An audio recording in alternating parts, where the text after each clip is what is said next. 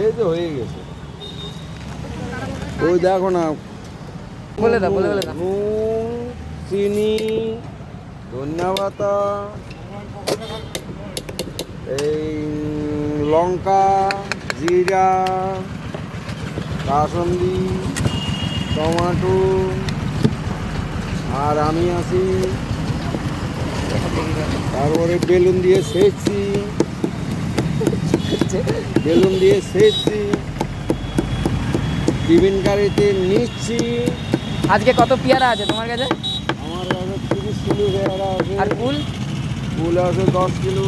আর bell কত ছিল? Bell আছিল 100। বুড়া মানুষ পাকলো। খাবি খাবি? কি না, প্যাক করবে তো না, খাবে? প্যাক করে দেবে। এই পাতা দিলাম, ওগুলাম না বললেও চলবে। তারপরে চামিচ দিব, তারপরে যারা খেতে না